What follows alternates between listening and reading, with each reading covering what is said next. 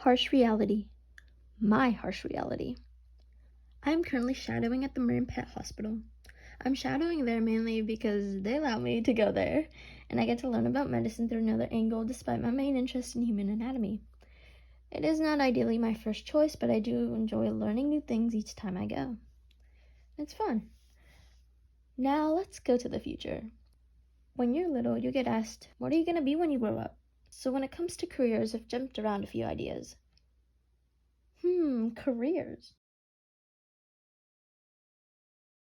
Oh, I think I know. Perhaps a movie director? Nah. Oh, what about an architect? Buildings are cool. But I heard you have to be good at math, so I don't know.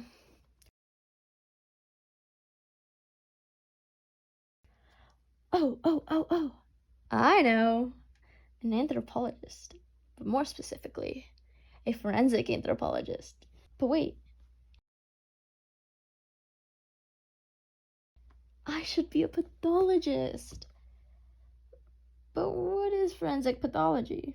The specialty focuses on conducting autopsies on those who have died in order to determine cause of death by examining body tissues. Pathologists work through both medical and legal matters. But what does it take to be a pathologist? Well, let me tell you. It starts with 4 years of grad school, and 4 years of medical school, and 4 to 5 years of residency, and lastly 2 years of fellowship. Mind-blowing, am I right? That's 14 years. I'm gonna be so old when I'm done. Hey, who are you calling old? When I'm 30, where will I be in the world? After anxiously overthinking the question for hours on end. Psh, thanks, Passion. I've settled on the idea of living in Washington State.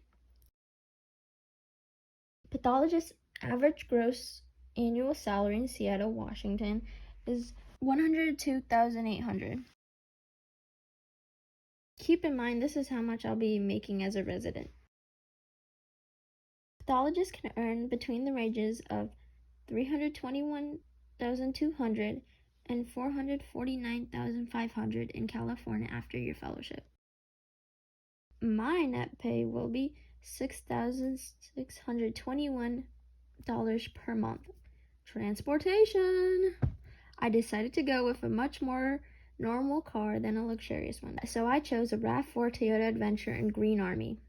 I'd be paying $514 a month. As for the monthly transportation total, it would be $1,033. Going forward, the total cost of living for transportation, housing expenses, and personal expenses, with transportation noted as before as $1,033, renting an apartment is a total of $2,473, including rent and the expenses that come with it. And on top of that, I will be purchasing a house with all the expenses being $4,216. Also, adding personal expenses of $2,021 to that, when I will be taking home $6,621. Now you must be thinking, how the am I gonna afford all that? Well, let me tell you my plan. My plan is to go through the process of buying a home but rent it out. With that same money, I will pay off the house in the meantime, and maybe later in life I'll use it myself. My overall intentions and goals is to use it as an investment. I want to own multiple properties in my lifetime.